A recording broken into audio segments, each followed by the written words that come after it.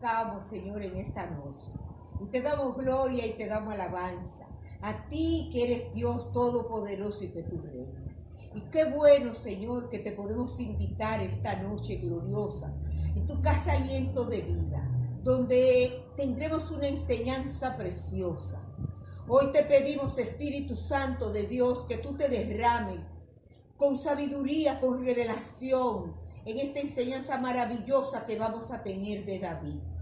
Así que en el nombre poderoso de Jesús proclamamos, Señor, que tu reino se establece y que esto va a ser un cambio de dentro hacia afuera, que van a haber muchas almas, Señor, que van a cambiar su forma de pensar, porque hay una enseñanza poderosa esta noche. Así que en el nombre de Jesús, Espíritu Santo de Dios, Santo, Santo, Santo, Santo, muévete con poder, muévete con conocimiento, con arrepentimiento, y que sea una noche de milagros y prodigios en el poderoso nombre de Jesús. Amén y amén.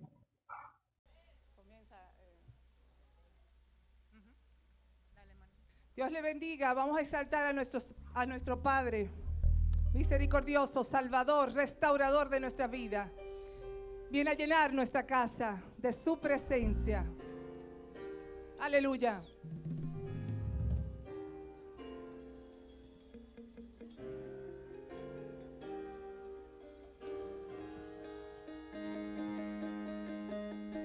Sálvanos,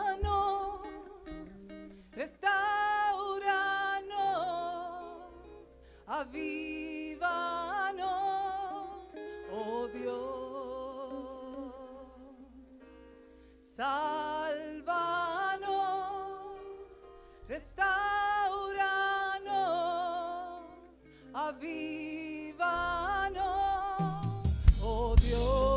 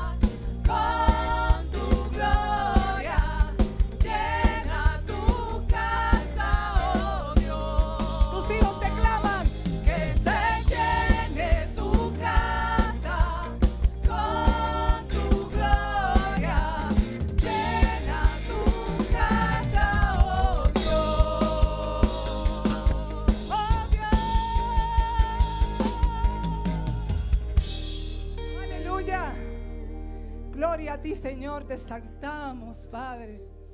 Te bendecimos y solamente deseamos adorarte, adorarte, estar en tu presencia, Señor. Anhelamos tu presencia. Gloria a ti, Señor Jesús.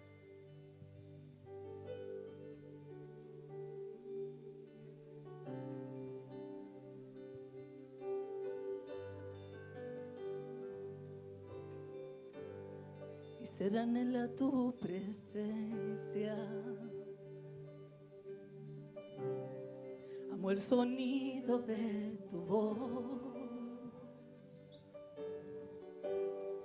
Tuyos son mis pensamientos, eres dueño de mi aliento, tuyo es mi corazón. Eres lo que necesito, eres mi mayor anhelo. Y cuando siento tu presencia, siento que me elevo al cielo desde el fondo de mi alma. Te daré mi adoración.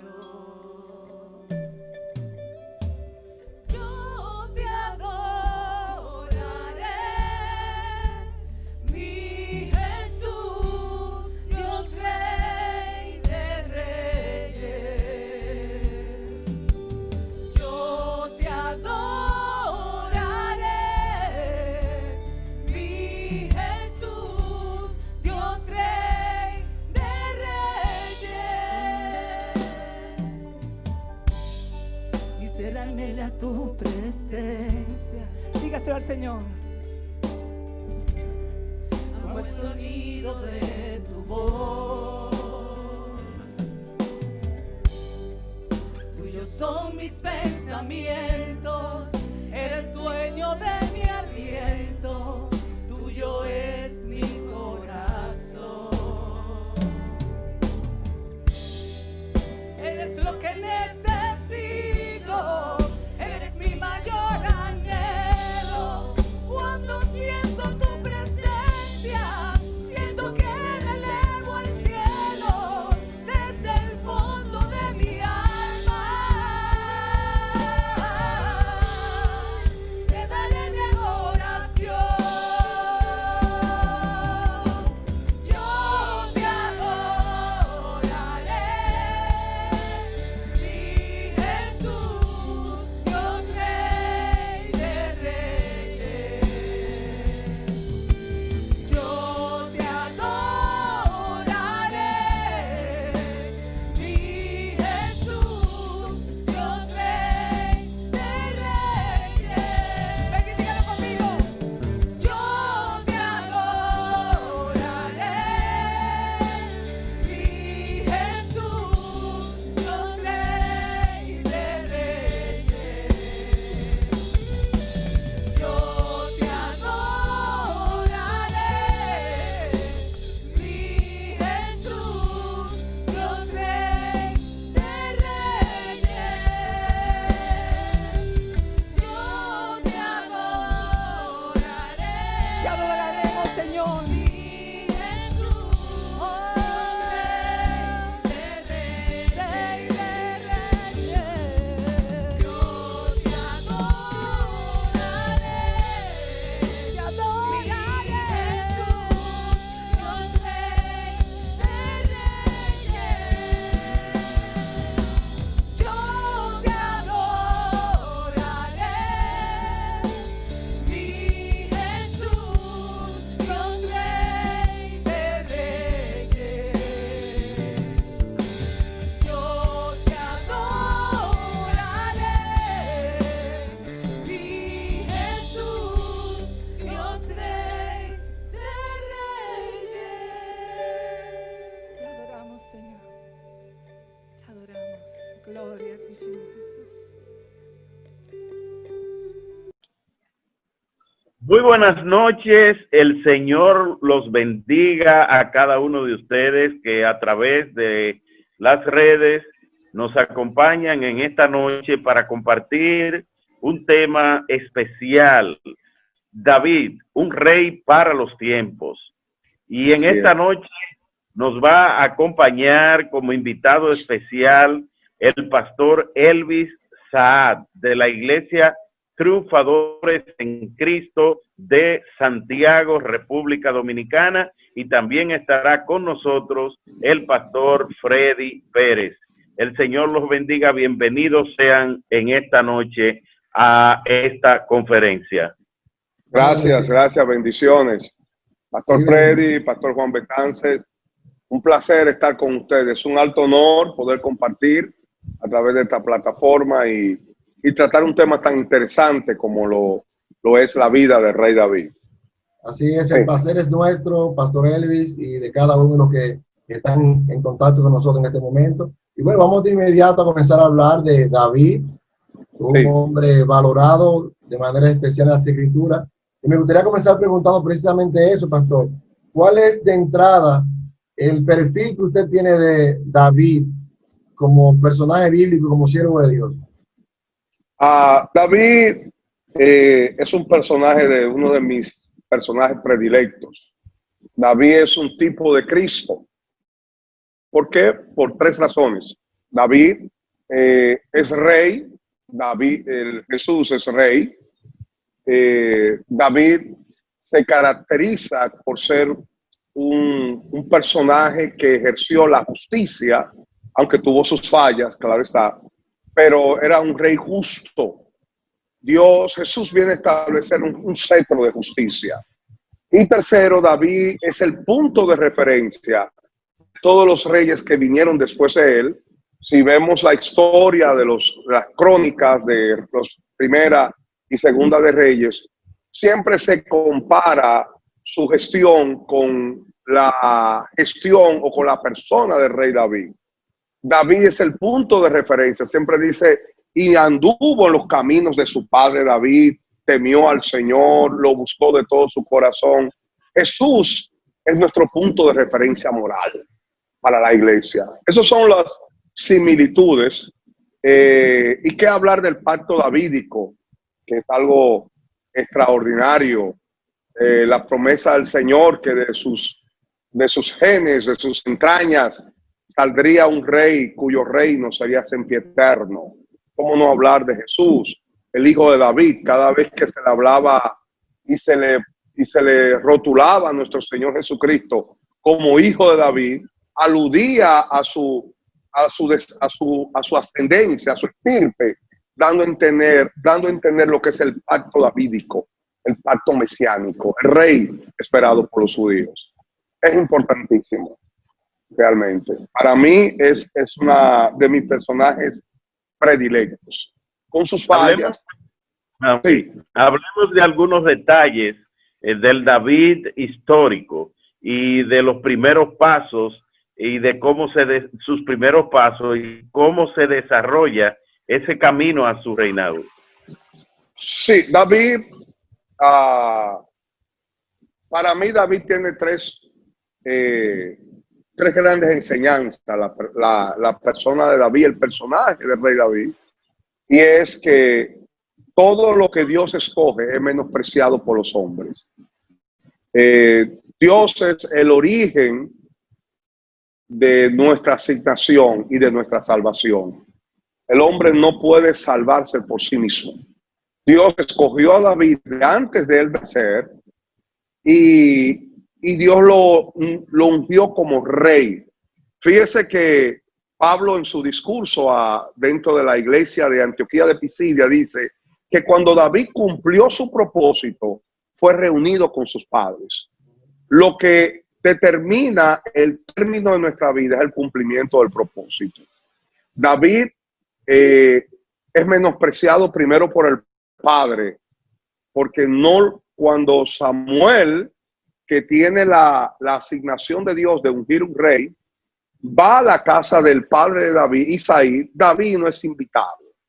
Quizás porque era el menor, quizás porque estaba con las ovejas. Y David, que Isaí pasa a sus hijos, David, él dice, pero el Señor no escoge ninguno de estos. Pero queda alguien, y entonces dice, sí, hay el menor de la casa, pero está con las ovejas. Vemos al rey que en el corazón de su padre no tiene expectativa de que él fuese el futuro rey. Y Samuel dijo, tráelo, porque no nos sentaremos a la mesa hasta que David no llegue. Fíjate, David fue menospreciado por su padre, o sea, no tenía esas expectativas de David. Pero después vemos a David yendo al campo de batalla, no como guerrero, sino llevándole alimento a sus hermanos. Y es su propio hermano Eliab, el mayor, que lo menosprecia. Y le dice, yo conozco la malicia de tu corazón, que has venido a ver la guerra. Fíjate, Dios dijo que iba a escoger a un varón conforme a su corazón, y su propio hermano dijo que el corazón de David era malicioso. Satanás siempre te va a decir lo contrario de lo que Dios te ha dicho.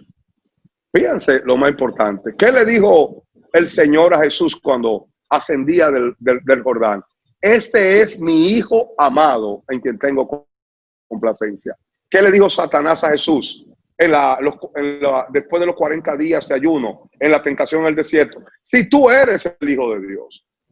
El enemigo siempre tratará de poner en duda lo que ya Dios nos ha dicho a nosotros, que somos en nuestra identidad en él. David fue un personaje que nació en el año 1040 a.C., empezó a gobernar a los 30 años, gobernó 10 años en Hebrón, desde el 1010 hasta al año 1000 a.C., gobernó 40 años, 10 en Hebrón y 30 en Jerusalén. Después le sustituyó su hijo Salomón, y después Roboam, después Joram, y después vino Asa, Josafat, y así sucesivamente los hijos de David, hasta a Adonías, que fue el último que gobernó de la dinastía davídica, cuando fue conquistada Jerusalén en el año 586 a.C. por las huestes del rey Nabucodonosor. Hasta ahí, esa es una introducción histórica. Así es, interesante, pastor, este detalle que has hecho. Sin embargo, quisiera que nos hicieras algunos comentarios de dos eventos antes de la coronación. Uno es cuando él es invitado a tocar el arpa a la presencia de Saúl para calmar esta influencia demoníaca que poseía a Saúl. Y otro es el que usted refirió brevemente cuando él va al campo de batalla y enfrenta a Goliat, que son dos eventos previos a la coronación que marcaron un antes y después en el personaje de David. Sí, David, dice la palabra que cuando Samuel derramó todo el cuerno del aceite sobre David, el Espíritu Santo posó sobre David. Quiero hacer un pequeño paréntesis. Antes de Cristo, el Espíritu Santo venía sobre ciertas personas y residía en esas personas para una obra específica, y muchas veces era de manera temporal. Es diferente ahora en este nuevo pacto, donde todos somos moradas del Espíritu Santo. El Espíritu Santo, antes de Cristo, las personas salvas nacían de nuevo, eso es importante saberlo, por la fe en aquel que habría de venir. Nadie se salvó mediante la ley. Es un error doctrinal pensar que alguien puede ser salvo por las obras de la ley. Entonces ellos se salvaban y nacían de nuevo porque creían en aquel que habría de venir. Nosotros nos salvamos porque creímos en el que vino y el que volverá. Bueno. Eso es importante. David, a diferencia de todos los regenerados, nacidos de nuevo, que existió antes de Cristo, tenía el Espíritu Santo sobre él. El Espíritu Santo posó en él y sobre él, y lo ungía para capacitarlo para una obra específica. Eso es importante. Entonces, dice que en el mismo modo en que el Espíritu Santo vino sobre David, el Espíritu Santo ahora abandona a Saúl, y viene de parte del Señor un espíritu demoníaco que lo atormenta. Cuando David es invitado a tocar el arpa delante del rey Saúl, dice que la angustia y el dolor, el tormento por la cual estaba pasando el rey, mitigaba ante el toque de David a causa, yo diría, de la unción que reposaba en el rey David. Ahora, David es un hombre con unción y parece ser que es un hombre que está a la puerta del reinado. Pero David, recuérdate, una cosa es la unción y otra cosa es el carácter. Una cosa es la unción y otra cosa es el carácter. Dios empieza siempre por el final y Dios te dice a dónde tú vas a llegar, y empezando en el final, entonces te lleva al principio, porque los dones te llevan al palacio, pero el carácter te mantiene en él. David llegó al palacio con unción, pero todavía sin el carácter formado por un proceso divino. Usted dice, pastor, ¿cómo usted lo sabe? Bueno, hay que ver la reacción de David con Nabat. Cuando Nabat lo ofendió, ¿qué hizo David? Tomen los hombres sus armas y mañana no quedará uno vivo. David era impulsivo. David era una persona sanguinaria hasta cierto sentido. Y David cometió ciertos errores en ese tiempo. Pero vemos una diferencia entre ese David y el David que sale de Jerusalén cuando su propio hijo se rebela contra él. Y Simei maldice a David y dice que Abisai le dijo a David, ¿quién es este perro muerto? Fíjense, dos eventos donde David es ofendido. Primero por Nabat, y el David no procesado se levanta y dice, oh, mañana él y toda su casa van a perecer. ¿Qué tiene de culpa la casa de Nabat de lo que Nabat haga? Una actitud intemperante, enojada, iracunda, ¿no? Falta de templanza. Entonces, vemos ahora a David procesado, ya David que es rey de Israel, y que ahora Simei empieza a lanzar polvos al aire y a maldecir a David y a decir, Dios te ha dado el pago por la sangre inocente que tú has derramado de la casa de Saúl. Y dice que Abisai le dijo, ¿quién es este perro muerto para que hable así de mi señor? Permíteme que yo le voy a arrancar la cabeza. Y David dijo, déjalo. Si Jehová le dijo que maldiga, deja que maldiga. ¿Cómo yo sé que un pastor o un ministro es maduro? Cuando ante las críticas de sus detractores no se enoja, no reacciona con enojo, no reacciona con apasionamientos humanos y carnales, y perdona y bendice. Esa es la diferencia entre un pastor carnal y un pastor espiritual. Y le hablo ahora a los pastores, el amado y odiado pastor. Cuando los pastores somos criticados, a veces calumniados, muchas veces calumniados, la forma como tú reaccionas determina el nivel de tu madurez. Y esa es una de las cosas que yo puedo ver en la vida de David. David tiene dones.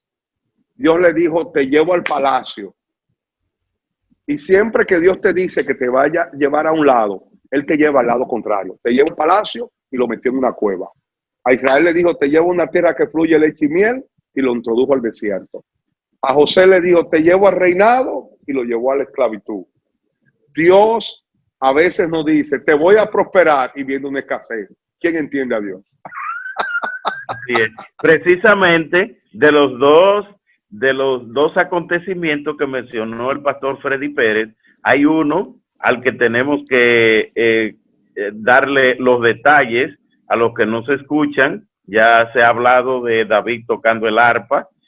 Hablemos ahora del David mata gigantes, porque David había sido ungido por Samuel, pero David tuvo que esperar su tiempo, y dentro de ese proceso, para él llegar a escalar a rey, él tuvo que vencer obstáculos. ¿Cuáles son esos obstáculos? Que sabemos que el principal que tuvo que enfrentar fue que tuvo que matar a un gigante, siendo él de baja estatura.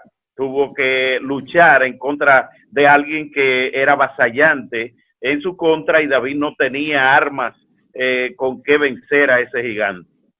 Sí, David, el primer gran obstáculo fue el menosprecio. ¿El menosprecio de quién? De su hermano, y el menosprecio incluso de su propio rey, porque el mismo rey Saúl le dijo, tú no vas a poder vencer ese gigante.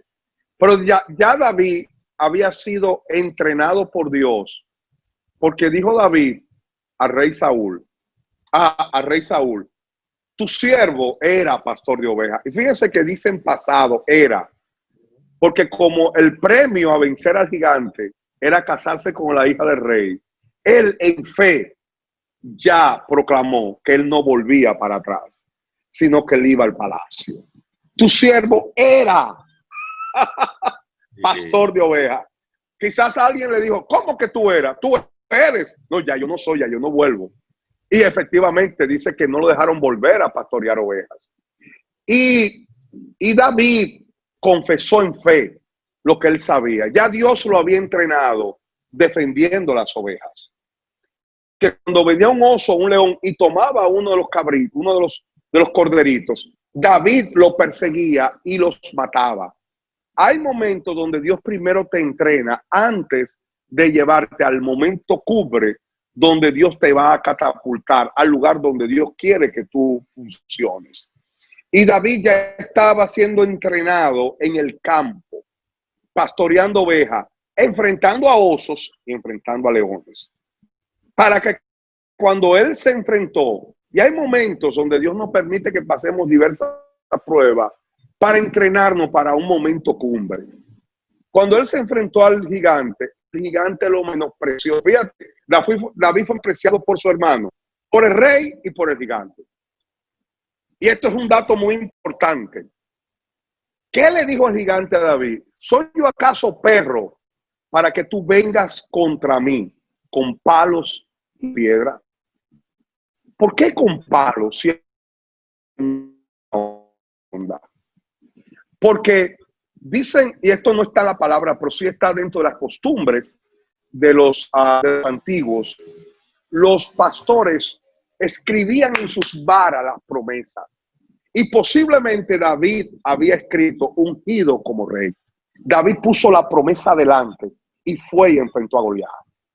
Y David dice que Goliat los maldijo por sus dioses y le dijo que le iba a entregar su cuerpo a comer a las aves del cielo. Y David dijo, tú vienes a mí con espada y jabalina, pero yo vengo contra ti en el nombre de Jehová de los ejércitos. Y cuando el gigante se movió, David corrió. Y fíjate que David no mató a Goliat con una piedra, como dicen algunos. No, la piedra lo derribó y lo dejó prácticamente desmayado. David mató a Goliat con su propia espada. ¿Qué significa eso? Que la espada representa la palabra. La palabra que usó Goliat para querer matar a David fue la espada que a él mismo lo mató. Lo que él dijo que le iba a pasar a David, le pasó a él mismo. David vence en fe. Y dice la historia, no lo dice, que David le cortó la cabeza y fue a Jerusalén y enseñó la cabeza, porque Jerusalén estaba gobernada por Zeuseos, y colocó la cabeza en un tierra que dice que ese montículo se llama el Monte de la Calavera. Es un dato interesantísimo y muy, muy importante que está en los libros históricos y que nosotros entendemos que David venció porque David creyó las promesas de Dios. Él no iba a perecer en manos del gigante porque había una promesa de Dios para David de que él iba a ser rey sobre Israel, y ya él había recibido la confirmación de que Dios le iba a dar la victoria. Algo muy importante, hay muchas personas que creen que el positivismo lleva a la victoria, y no es verdad. Es la declaración de fe, y la fe nace en la paz. Goliat tenía una buena actitud, él creía que iba a vencer, pero no venció, venció David. Porque una cosa es confesar o proclamar o declarar conforme a lo que yo quiero, y otra cosa es declarar lo que ya Dios ha dicho. Son dos cosas muy diferentes. ¿Amén? Sí, para cumplir el propósito de Dios en su vida, David tuvo que enfrentar más obstáculos, además de vencer al gigante. Esa relación con el rey Saúl, que viene posterior, y una serie de dificultades que muestran cómo Dios fue trabajando el carácter y cómo él fue obediente, humilde, obediente, porque se negó su tiempo. Y entonces hablar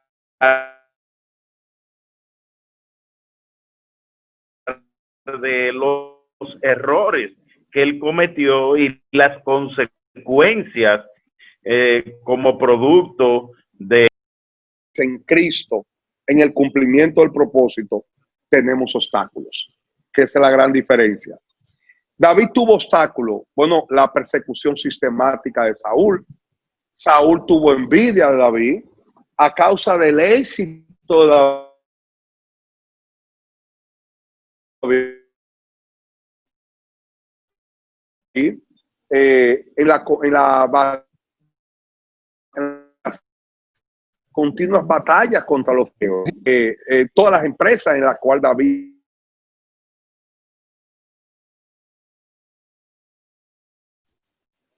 y Saúl tuvo celo del liderazgo de David. Parece ser que él estaba preconizando de que David era el ungido del Señor, realmente. Quizás él empezó a recordar las palabras del profeta Samuel cuando le dijo que Dios lo había desechado y que iba a buscar un varón conforme a su corazón. Y empieza una persecución sistemática contra David. David nunca enfrentó a Goliat, a Saúl, porque David sabía que tenía que respetar el manto de Saúl. Si Dios puso a Saúl, Dios es que lo va a quitar, no David. Y efectivamente David pasó gran parte o unos buenos años de su vida en el sur de Israel, en el desierto del Negev, huyendo de Saúl, muchas veces viviendo entre los filisteos, y David estaba en gran necesidad. En un momento dado, David se vio rodeado por el ejército de Saúl, y pienso que allí nace aquel famoso salmo donde dice: alzaré mis ojos a los montes, ¿de dónde vendrá mi socorro? Mi socorro viene de Jehová, que hizo los cielos y la tierra. O sea, y efectivamente pareciese ser que en cualquier momento David iba a colapsar, rodeado por las huestes de Saúl, pero Dios lo liberó. Muchos son los que dicen de mí: no hay salvación de Dios para él, mas yo me acosté a dormir y Jehová me sustentaba. Wow, esos son salmos que nosotros los recitamos con una facilidad tremenda, pero nosotros no sabemos cuáles fueron las vivencias, o algunos no saben, que estuvo detrás de esa inspiración de esos salmos. Y David sale airoso porque Dios estaba con él. Dios estaba respaldando a David. Dios le dio la victoria a David. Y fíjate que David, al ser perseguido, ahora David empieza a multiplicarse. Los endeudados. Y yo decía, Pablo dice que lo menospreciado, lo vil y lo desechado es lo que Dios escoge. Ahora, como Dios te ha escogido, Juan Betances y Freddy, antes de la fundación del mundo, para su obra, tal como se lo dijo a Jeremías: antes de que naciese te conocí, y antes de que te formase te di por profeta a las naciones. Si la escogencia del propósito es antes del nacimiento, yo quiero decir que el hombre menosprecia lo que Dios ha escogido. Así es. Entonces, el hombre menospreciado, ¿con quién se junta? Con los endeudados, con los afligidos. Ahora, si tú estás en un momento de crisis, de prueba, en un desierto en tu vida, tú lo que estás buscando es gente que te ayude. ¿Sabes qué le envió Dios? Los endeudados, los afligidos, los amargados. Yo no sé si a ustedes le han pasado, pastores, que en los momentos donde tú necesitas un consuelo, alguien llega a tu oficina pastoral buscando consuelo. Tú tienes que dar lo que tú estás necesitando. Sí, Y que cuando yo empiezo a dar consejos, el Espíritu me dice, cógelo para ti también.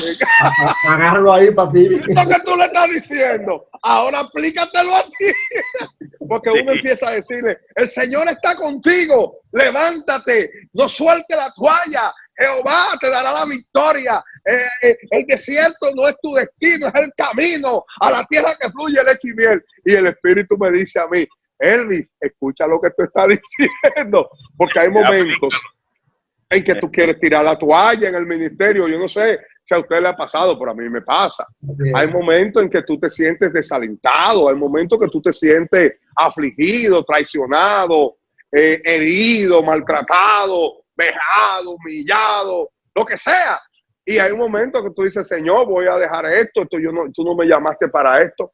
Y realmente está dentro del llamado de Dios que padezcamos por Cristo, porque no solamente se nos ha asignado que creamos en Él, sino que padezcamos por Él. Y cuando tú le das a los que necesitan, tú recibes. Dios hizo eso con David. Envió 400 afligidos y después 200 más. Y ahí Dios conformó el staff gubernamental de David. Fíjense que Israel era una nación tribal, de tribus, hasta que llegó Saúl, y Saúl empezó y creó el ejército. Pero es David quien crea el Estado. Hay una diferencia entre el reinado de Saúl y el reinado de David. Saúl establece un ejército, pero David establece un Estado, y David establece posiciones y crea un staff espiritual, religioso, un staff militar, económico, todo. David es el creador del Estado israelí. Así como Cristo va a venir con su iglesia a establecer un Estado dentro de su reino milenial. Yo por lo menos yo soy premilenialista. Ese es mi, no sé si ustedes, pero yo creo en eso. Yo creo en el rapto y en el milenio, en el reino milenial. Y déjame decirles, es un tema muy conflictivo, pero dice el libro de Ezequiel, que David va a venir, el David resucitado va a venir como rey sobre Israel. Así es. Mira, un dato importante, Pastor Elvis y Betance, tiene que ver entonces que, si bien como usted ha descrito, David fue menospreciado por las personas que hemos mencionado, tanto su padre, el rey Saúl y otras personas. Sin embargo, ¿qué decir de esa amistad bonita que nació con Jonatán? Porque Jonatán pudiera ser el que más celo tuviera de David, porque el mayor afectado iba a ser Jonatán, quien tenía derecho a heredar el trono. Sin embargo, Dios une el corazón de Jonatán a David, y de hecho el corazón de la hija de Saúl, porque Saúl le negó el derecho a David de la recompensa por haber matado a Goliat. ¿Qué te parece esta unión con Jonatán? Es una unión hermosa, muy linda, muy preciosa. Y yo creo que dice la palabra que David y Jonatán se amaban. Y yo creo que Jonatán enseñó, mi opinión personal, algunas formas de cómo ya ese David del campo ahora viene a ser el David un líder del Estado. Y hasta cierto sentido él aprendió un poco a ser estadista a través de quizá de las mismas instrucciones, de la ayuda de Jonatán. Es un amor, es una amistad.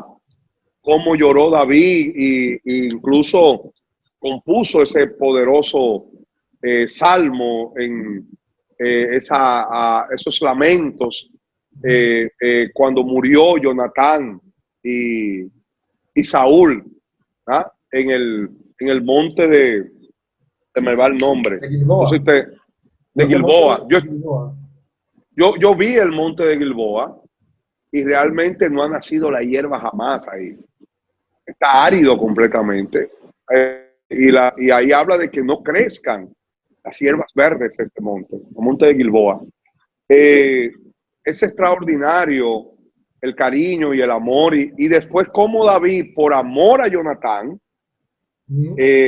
bendice a su hijo Mefiboset. Y aquí hay una simbología muy hermosa, porque cuando David conquista Jerusalén, son muchos datos, y por eso el personaje era bien muy amplísimo.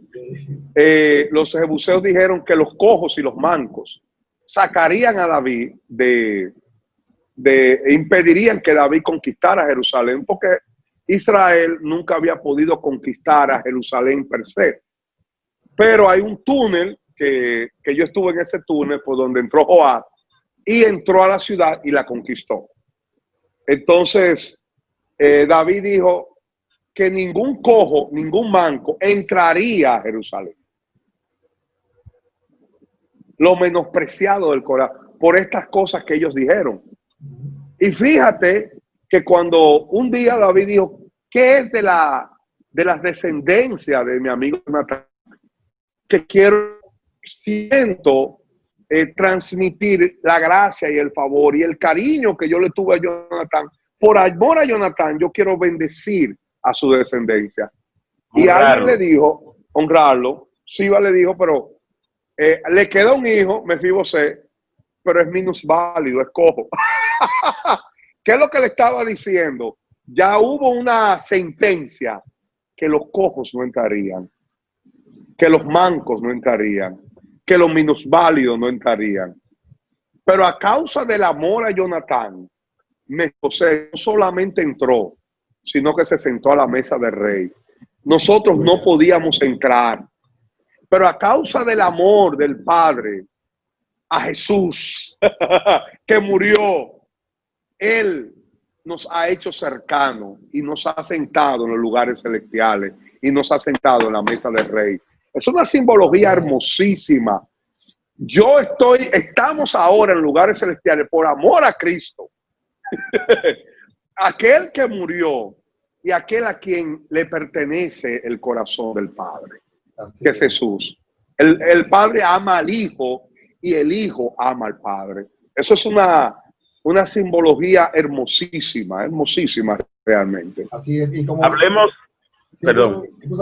Como el mantel de la mesa, Elvis, cubre las partes inferiores de las personas y no se percibía que Mefiboset fuera minusválido mientras estuviera sentado a la mesa. Así nosotros, bajo la gracia de Dios, nuestras fallas desaparecen porque la gracia de Dios nos cubre con su gran amor. Amén, amén. Así es, así es. Ahora hablando el pastor Freddy de fallas, yo quisiera que nos hable algo de las oportunidades que tuvo David de fallar frente a Saúl, que pudo vengarse y no lo hizo, pero también él falló después. Posteriormente David también falló siendo rey porque cometió un hecho de sangre que lo marcó. Hablemos sobre este tema. David en 2 ocasiones tuvo la oportunidad de vengarse de Saúl y fue fiel a Dios. David tenía un corazón conforme al corazón de Dios. Ahora, dice la palabra del Señor que después que David, ya Dios le había dado victorias, ya Dios le había dado fama, riquezas, y David había solidificado su reino. Hubo guerra contra los hijos de Amón, y dice la palabra, y me gusta esa palabra, cuando los reyes salen a la guerra, oigan, pónganle atención a esa fraseología, David se quedó en Jerusalén. ¿Por qué fue Joab si eran los reyes que salen a la guerra? A veces ocurre que nosotros podemos descuidar nuestra vida espiritual y a veces llegamos al éxito, vamos a llamarlo el éxito ministerial. Para mí, éxito es hacer la voluntad de Dios, sea con 10,000 o con 3 personas. Pero vamos a decir que llegamos a un nivel donde nos sentimos satisfechos. Entendemos que fue Dios, pero ya David tenía riquezas, un gobierno sólido, el respeto y de los demás reinos alrededor. Pero cuando tú llegas a la cima, es cuando tú tienes que tener más cuidado de ti mismo. Y dice que cuando los reyes salieron a la guerra, David se quedó en Jerusalén. ¿Qué pasa muchas veces con nosotros? que cuando llegamos y logramos o llegamos donde Dios quiere que lleguemos y Dios nos bendice, Dios nos da victoria, nos da buena fama, nos da influencia, nos da dones, nos da talentos, tendemos a enfriarnos y tendemos a quitarnos la armadura y no estar presto a librar la batalla. Es esa negligencia que hubo en David. Cuando los reyes salen a la guerra, David se quedó en Jerusalén. Y creo que de ahí vino su descuido espiritual, su oscurantismo espiritual. Cuando tú lees el Salmo, si no me equivoco, 51 y creo que el 40 y pico también, donde David se puede, se explaya mientras cayese, envejecieron mis huesos. Pienso que lo que David vivió en el momento en que adulteró con Betsabé y en el momento en que él planificó la muerte de Urías, el esposo de Betsabé, era un mismo infierno. Él dijo, mientras callé, se envejecieron mis huesos. La angustia, la conciencia que le remordía, el dolor, la sequedad espiritual que vivió David. Pienso que cuando el profeta Natán lo confrontó y él se arrepintió, David sintió un gran alivio. Porque el que ha nacido de nuevo, como lo fue David, y se arrepiente de sus pecados, realmente siente un gran alivio. Aunque el pecado se sepa. Y voy más lejos.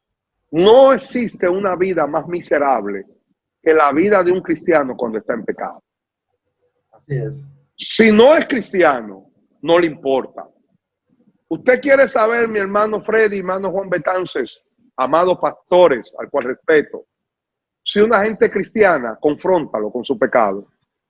Cuando no son de Cristo, no se arrepienten. No se arrepienten.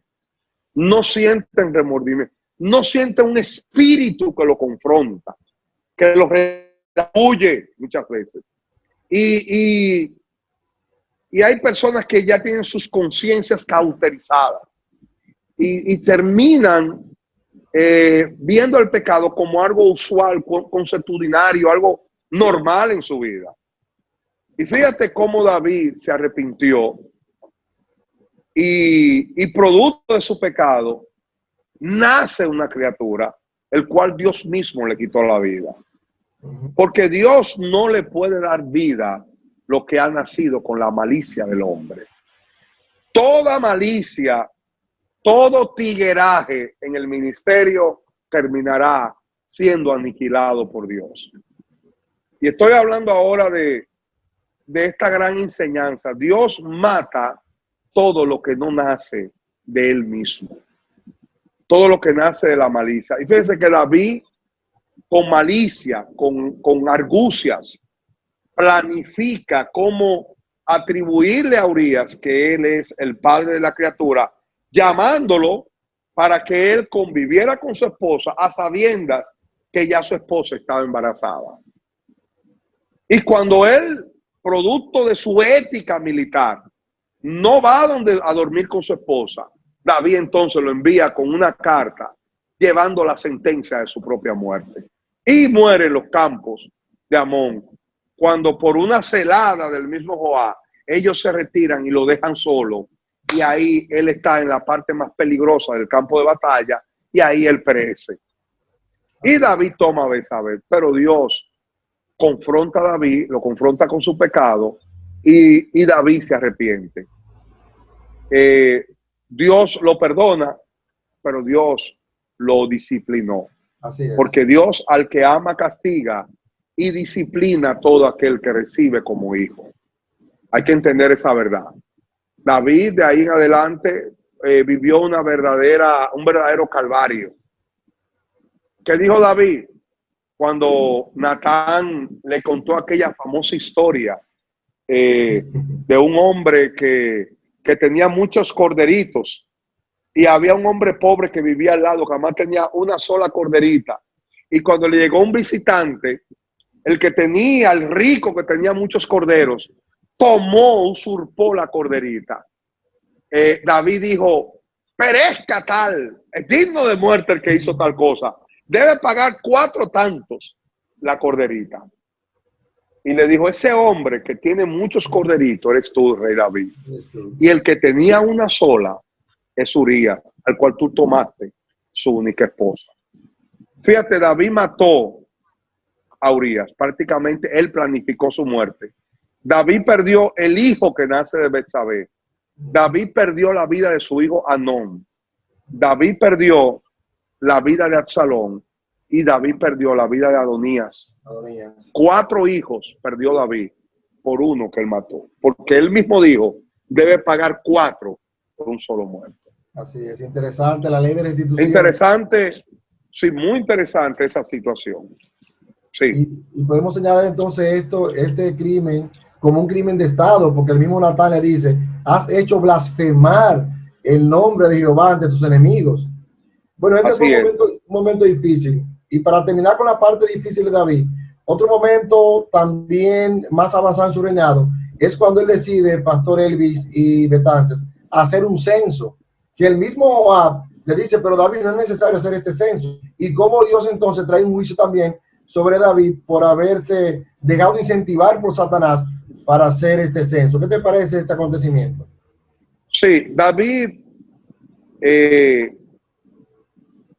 dice que parece ser que David puso su confianza en la numerosidad de su ejército, porque en ciertas partes de la palabra vemos a Moisés haciendo un censo, fuera un censo militar, por cierto, pero era un censo mandado por Dios. El problema no era el censo, el problema era la motivación del censo. Y Dios castiga a David disminuyendo la capacidad donde él había puesto su confianza. Muchas veces nosotros ponemos nuestra confianza en el dinero, en algo, en una posición, en una influencia, y Dios tiene que castigarnos disminuyendo la fuente de nuestra confianza. ¿Y qué hizo el ángel? Que eliminó una gran cantidad de hombres que iban a la guerra en un juicio. Pero David se arrepintió también y tomó y ofreció, dice que el ángel al llegar sobre Jerusalén se posó en la era de Arauna y allí Jehová se arrepintió. Y la palabra de arrepentirse no es que Dios se está doliendo por un pecado, sino que Dios tuvo compasión y retuvo su mano. ¿Y dónde se posó el ángel? En el mismo lugar donde Abraham había sacrificado o iba a sacrificar a Isaac. Y el mismo lugar donde apareció un macho cabrío trabado por los cuernos en el zarzal. Ese lugar es el monte Moriah. Y ese lugar donde se paró el ángel, David estableció un altar. Y ese lugar es donde está, donde estuvo el templo de Salomón. Wow, tremendo. Sí. Hablando del templo, David quería construir casa para el Señor, pero Dios le dijo que no le correspondía a él. ¿Por qué? Así es. Y cuáles razones hubieron para que David no pudiera ver cumplido ese deseo de su corazón. La misma palabra lo dice, David había derramado mucha sangre y el templo tiene que ser construido por hombre de paz. La edificación del templo simboliza la edificación de la iglesia. Recuerda que el Antiguo Testamento es una simbología, es un signo del Nuevo Testamento. El templo representa lo que es la iglesia hoy día, el cuerpo de Cristo. Y debe ser reconstruido por un hombre de paz. Recuerda que el Antiguo Testamento es una representación, es una sombra, como dice Hebreo, del Nuevo Testamento. Los corderos sacrificados representaban el cordero de gloria, que es Cristo. El cordero sustituto representa la muerte sustitutoria de Cristo. Entonces, el templo debía ser construido por un hombre de paz. Si nos damos cuenta, Salomón no libró una sola batalla. Salomón no fue nunca a una guerra. Salomón fue un hombre de paz. Y la iglesia está fundamentada en paz. Somos hijos de paz. Y la iglesia debe ser establecida bajo un reino de paz. Bueno, el evangelio no es más que el camino a establecer la paz con Dios, para tener paz con nosotros mismos y paz con los hermanos. La paz, incluso cuando, ¿qué le decía Jesús a los discípulos cuando iban a predicar? Cuando llegan a un lugar, digan, la paz con vosotros. Porque que ellos lo que iban a hacer es construir el templo, establecer el reino, predicar a la futura iglesia, a las futuras piedras vivas de ese templo. ¿Y qué llevaban? La paz. Entonces, la iglesia se construye bajo paz. Interesante esto, Elvis, porque el escenario en el cual el profeta Natán tiene que devolverse, luego que le dice a David, eso de Dios, construye ese templo, sí. No le dice, no, devuélvete, que él no lo va a hacer. Ese mismo escenario sirve para que Dios entonces le prometa a David un reinado eterno, el llamado pacto davídico. ¿Cuáles son las implicaciones del pacto de Dios con David? Sí, sí, adelante. Algo muy importante, Freddy y Costa. ¿Cómo se forja, cómo se multiplica la iglesia? Estamos hablando ahora de los primeros siglos en el Imperio Romano, lo que es el Imperio Romano. ¿Cómo se forja? Bajo la sangre de los mártires. Como decía Tertuliano de Cartago, la sangre de los mártires es semilla que da producto una gran cosecha. Es lo que quiso decir. Y ellos decían que cada vez que moría un mártir, había una multiplicación en la iglesia. Ahora, la iglesia crece por esos hombres de paz que dieron su vida para predicar a Cristo. ¿Cómo se propagó el islamismo? Si la iglesia, el cristianismo se propagó o creció bajo la sangre de los mártires, el islam se estableció bajo la sangre de los conquistados. O tú te haces musulmán o te matamos. Punto. Entonces, es una imposición. El evangelio no es imposición. El evangelio es convicción del Espíritu, porque es el Espíritu Santo quien transforma. Hay un pacto davídico donde Dios le promete a David, en su gran esencia, en su gran importancia, de que de él nacería el Mesías esperado, que iba a establecer un reino eterno. Sobre todo, Dios le hace promesas a Salomón y también le hace promesa a ese hijo que es Jesús. Es una promesa. Así como Dios le prometió a Abraham que en su simiente serían benditas todas las naciones de la tierra, porque Abraham recibió promesas particulares, personales, promesas nacionales y promesas generales. David recibió una promesa particular, pero a la vez le da una promesa universal, que de él nacería el Mesías esperado, el Rey de Reyes y Señor de Señores. Por esa razón vemos cómo los evangelios nos dan dos listados de genealogías de Cristo. Creo que Lucas y Mateo establecen donde hablan de que él es hijo de David.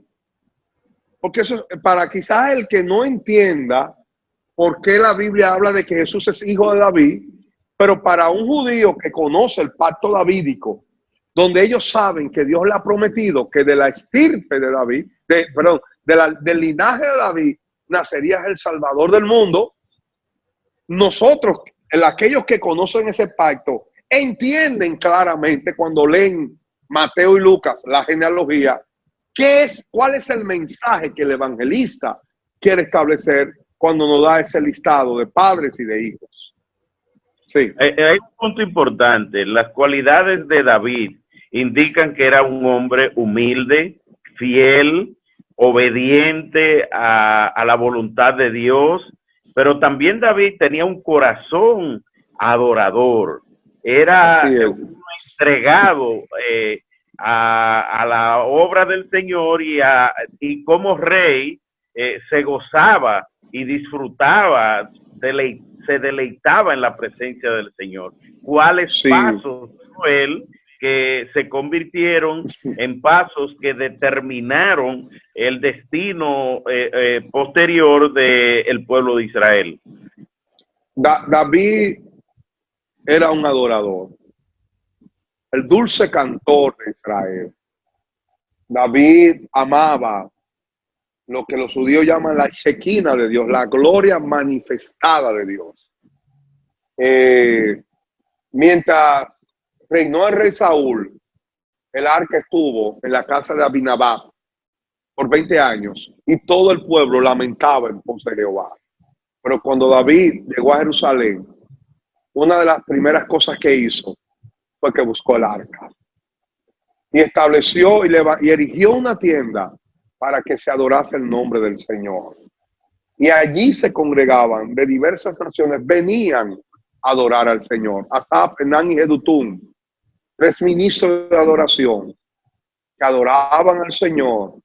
Y quiero imaginar la gloria, el poder y la manifestación de la magnificencia de nuestro Dios en ese lugar.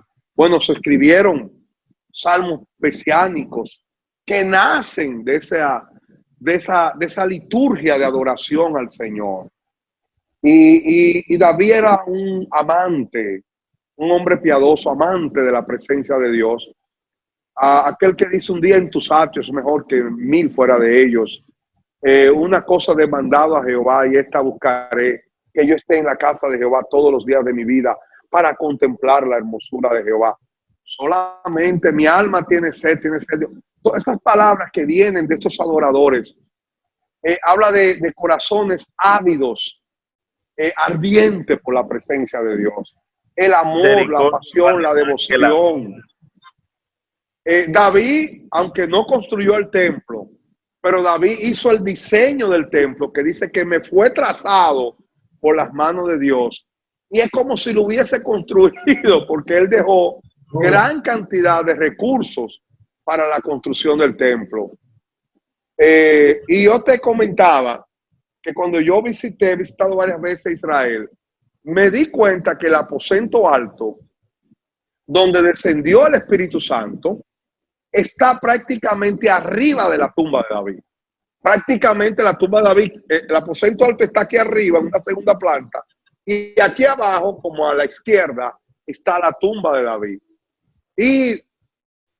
Y yo, en el momento en que yo dije, pero la tumba de David está debajo prácticamente del aposento alto, como que en mi corazón dije: wow, el Señor tiene estos detalles tan hermosos y tan sublimes.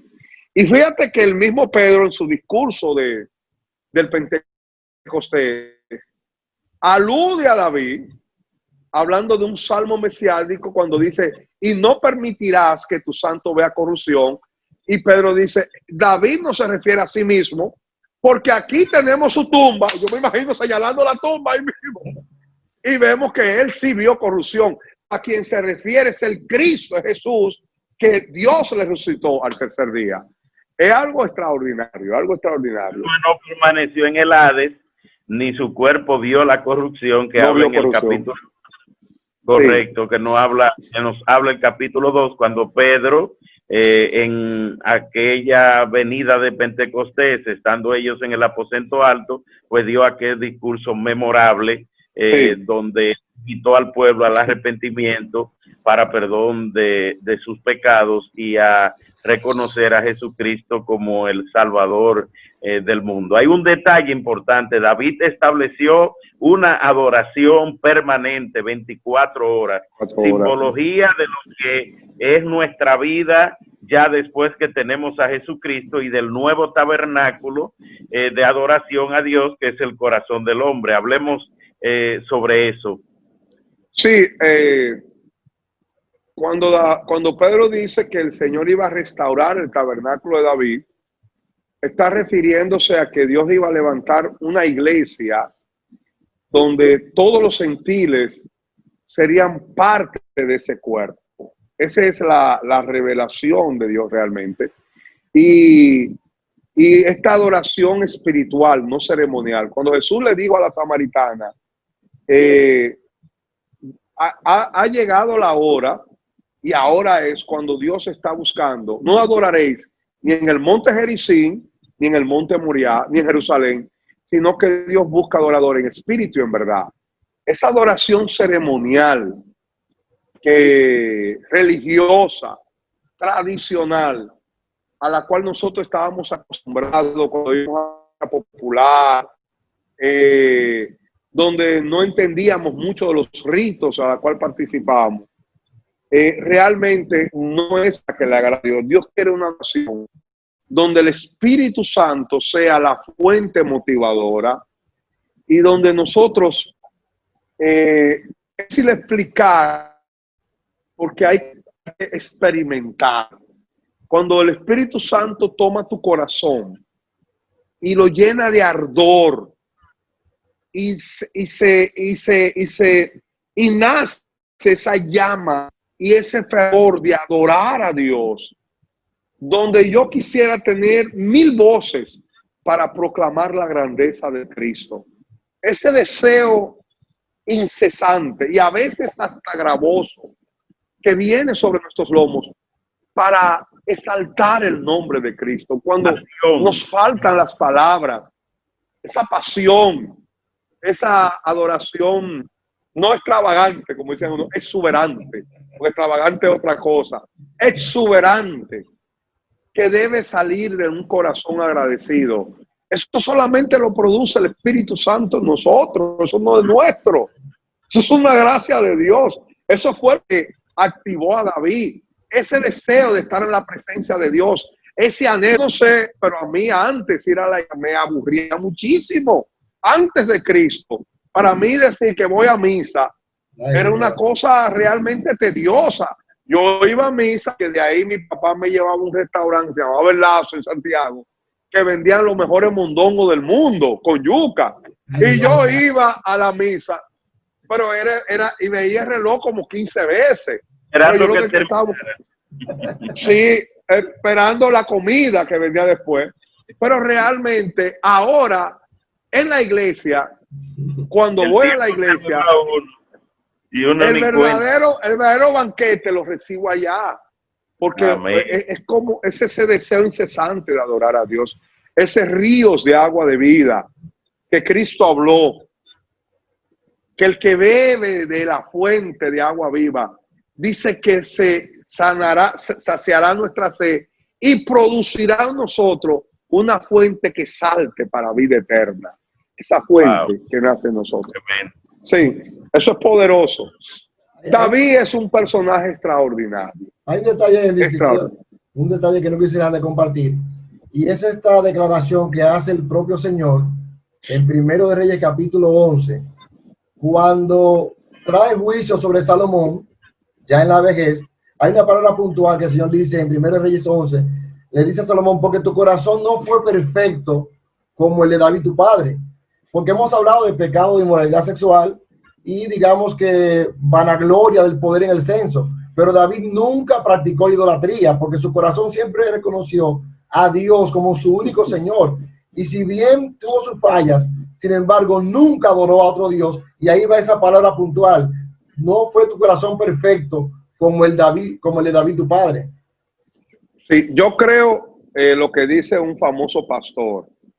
Dios no tiene problema con tu debilidad, Dios tiene problema con tu maldad.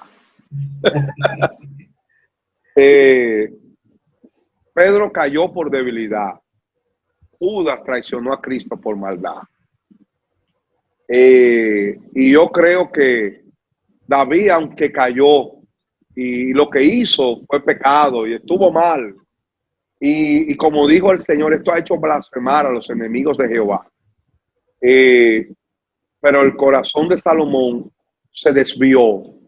¿Por qué? Porque se amó a muchas mujeres extranjeras y dice que al final de sus días estas mujeres desviaron su corazón y él se postró delante de sus dioses. Esto fue un pecado gravísimo. Y yo creo que por amor a David, mira lo que es Dios, el pacto, le dejó 2 tribus, la de Benjamín en el año 940, 930 antes de Cristo.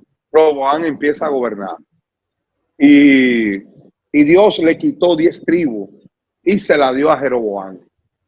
Eso es algo extraordinario, y Dios realmente, yo creo que David, si algo podemos decir, es que es un hombre justo, amaba al Señor, se arrepentía. Yo creo que tenía un corazón penitente, arrepentido, dispuesto a rectificar y que era apasionado con Dios. Cuando Simei lo maldijo y lo acusó de una cosa que David no había hecho y Abisai lo quiso matar, él le dijo, déjalo, si Jehová le dijo que me maldiga, quizás Dios cambie su maldición en bendición. ¿Saben por qué? Porque aunque lo que Simei decía era mentira, David sabía que habían cosas detrás que eran peor que esa. Y decía Spurgeon, no te enojes cuando alguien habla mal de ti, porque tú sabes que tú tienes cosas que él no sabe, que es peor de lo que tú estás diciendo, de lo que están diciendo de ti. No te ofenda, que tú eres no peor. No te ofenda, que tú eres peor de lo que él dice. Qué bien. Y si nosotros fuéramos a resumir los puntos, las enseñanzas más importantes y los puntos más relevantes para la vida cristiana de David, ¿qué podríamos enfatizar? 3 puntos. El enemigo menosprecia lo que Dios escoge. Segundo, Dios primero te capacita y después te procesa para darte el carácter. No basta la capacidad ungida o el talento o el don, tú necesitas tener el carácter. Y 3, la actitud penitente de David de arrepentirse cuando fue confrontado y de levantarse. No establezcamos un punto final cuando puede ser un coma y seguido. El pecado y la caída de un ministro o de un hermano, un hijo de Dios, no necesariamente tiene que ser su final. Cuando él es capaz de arrepentirse y de volver. El hijo pródigo volvió. Y volvió porque era hijo. Entonces, el hijo pródigo volvió porque él sabía que no pertenecía a la posilga. Él pertenecía a la casa del Padre. Amén. Entonces, a veces nosotros nos descuidamos y no alimentamos nuestro espíritu y no sometemos nuestra carne. Hay que recordar que hay una naturaleza caída que habita con nosotros. El peor enemigo del pastor Elvis es Elvis. Es mi carne. Como dijo el mismo David, en pecado me concibió mi madre. Perdóname la depravación, mis delitos, lava mis pecados, purifícame con hisopo y quedaré limpio, renuévame por dentro con espíritu firme. Amén. Unge mi cabeza con perfume y mi copa rebosa. Es decir que, y no me quites tu Santo Espíritu. David tenía esa revelación del Espíritu Santo como el que sobre él. Sí, como el que produce en nosotros ese amor a Dios, esa presencia del Espíritu que produce plenitud de gozo, delicias a su diestra para siempre, como dice el Salmo 16. Entonces, bueno, ha sido muy interesante. Mira, y perdón, cuando Samuel confronta a Saúl, Saúl se aferra a lo que más ama. Le dice, he pecado, pero habla bien delante de mí. Habla bien de mí delante de los ancianos. Él estaba aferrado a la posición, pero cuando David es confrontado y se arrepiente, David no le dice a Dios que no le quite el reino. David le dijo, no me quite tu Santo Espíritu. Amén. Porque más importante que la posición es la persona del Espíritu. Fíjate que David se aferró al Espíritu. Mientras Saúl no quería perder la posición, David no quería perder la persona del Espíritu. Muy importante. Y Dios lo dejó, Dios no lo desechó. Dios lo perdonó. Jehová ha remitido tu pecado, le dijo el Señor. Jehová ha remitido tu pecado. Es glorioso. De manera que nuestra relación con el Señor es más importante que la posición que Él nos ha dado. Debemos poner por delante nuestra relación antes que nuestra posición. Así es. Fíjate que algo muy importante. ¿Qué dice la ley con relación al adulterio? Que dice el pacto de la ley. El pacto de la ley dice que irremediablemente debía morir. Todo aquel que cometía adulterio tenía que morir. Eso lo dice la ley. Pero ¿qué dijo el Señor? Tu pecado ha sido remitido, no morirás. ¿Por qué? Porque había un pacto. El pacto de la ley era un pacto condicionado. El pacto davídico era un pacto incondicional. Y los pactos incondicionales tienen mayor autoridad que los pactos condicionales. Y como Salomón no había nacido, porque a través de Salomón viene Cristo, David no podía morir. Wow, tremendo. Sí. Tremendo. Si nosotros al ver este personaje de David, nos motivamos a que nuestro carácter debe dejarse moldear por Dios, porque David adquirió todo ese legado que hemos recibido de él hasta el día de hoy, porque estuvo dispuesto a dejarse trabajar por Dios. Y ese carácter que fue desarrollado en él fue lo que sostuvo su reinado durante tanto tiempo y fue lo que perpetuó además ese reinado, claro, como un propósito de Dios, porque Dios lo había escogido para eso, para que se cumpliera el tiempo para la venida del Salvador al mundo. Así es, así es. Quiero concluir con siguiendo la línea de pensamiento que he visto hace un momentito, comparando a David con Saúl y haciendo la comparación con David, con lo que tiene que ver con el corazón. El corazón de Saúl era para el pueblo. Era el rey conforme al corazón del pueblo. El corazón de Salomón era para las mujeres. Sus mujeres lo hicieron desvirtuar. Pero el corazón de David era para Dios. Era el hombre conforme al corazón de Dios. Fíjate que Saúl llega al reino sin ser procesado. Sí. Saúl no fue procesado y fue rey. David fue procesado y entonces llegó al reinado. Tremendo. Entonces, todo propósito requiere un proceso. Todo propósito requiere un proceso. Saúl fue llevado directamente como el pueblo lo quería, alto, hermoso, galante, gallardo, de una familia ilustre, una familia connotada de Israel, de la tribu de Benjamín, y un hombre que los complacía, un democrático. Y Dios no está buscando hombres democráticos, Dios está buscando hombres teocráticos que se dejen dirigir por el Espíritu Santo. Amén. Qué interesante. Sabe que una de las cosas que podemos nosotros imitar en David es ese deseo de alabar de manera permanente a Dios, como el Salmo 150. Vamos a alabarle con címbalo, con trompeta, con arpa, con todo lo que respire, que alabe al Señor.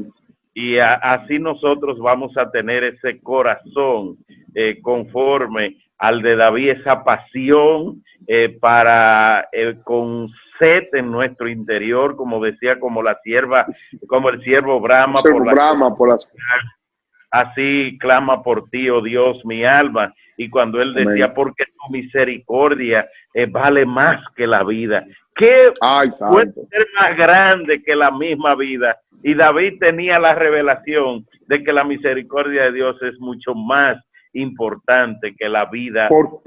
¿Por qué te abates, oh alma mía? ¿Y por qué te turbas dentro de mí? Espera en Dios, porque aún he de alabarle. ¡Wow! Señor, tremendo, tremendo. Yo quiero conocer a David cuando llegue al cielo. Yo no sé, pero yo me imagino que David será el principal danzor. Fíjate que... Y que David, podamos danzar en el cielo, gozarnos, alabando, amén, a nuestro Dios y levantando manos santas delante del mismo trono celestial. Amén. Sí. Fuimos creados para la alabanza de su gloria. Para amén, eso fuimos creados. Bueno, pues muchas gracias, Pastor. Siempre abrazo virtual. Freddy. Tremendo. Gracias, Pastor Freddy Pérez. Mire, Freddy, te quiero mucho sin conocerte bien, pero no sé, como que hice como un enganche, una empatía espiritual con a Juan, no, porque a Juan Betancea yo lo conozco hace tiempo y lo tengo mucho cariño, pero no había tenido ese momento de compartir contigo y como que me hice clic contigo, no sé qué es, como que me cae muy bien realmente y me siento con una empatía espiritual muy fuerte contigo, así que aquí tiene una casa a ambos. Y será un honor que algún día pasen por el campo. Soy cibaeño, pero ya Cristo, y aguilucho, pero ya Cristo me perdonó, tú ves, ya Él murió por mí en la cruz del Calvario. Todavía hay mondongo con yuca, pastor. Todavía hay mondongo con yuca. Claro que sí. Oh, sí. Y sopa de nervio. Los mejores fongos de la bolita del mundo se hacen en Moca y en La Vega, que son famosos. Y la yaroa de Santiago, es una cosa tremenda. En el cielo se va a servir de yaroa de eso. Tremendo. Bueno, pues muchísimas gracias. Bendiciones, abrazos. Dios les bendiga. Mucho. Y amén. Nosotros nos veremos el próximo domingo a las 10 de la mañana. En Iglesia Cristiana Aliento de Vida estaremos en nuestra transmisión virtual, la Iglesia Triunfadores en Cristo en Santiago, del pastor Elvis Haas, también tiene su culto presencial los domingos, y a su vez también el pastor Freddy Pérez aquí en Santo Domingo. Freddy, el lugar es... Invivienda, Santo Domingo Este, Invivienda, calle Orlando Martínez, esquina 30 de mayo, ahí estamos para servirle. Bueno, pues muchas gracias a todos los que nos han acompañado en esta transmisión. Saludos a las esposas, a las jefas, bendiciones. Amén, Dios te bendiga. Amén, bendición. Un placer.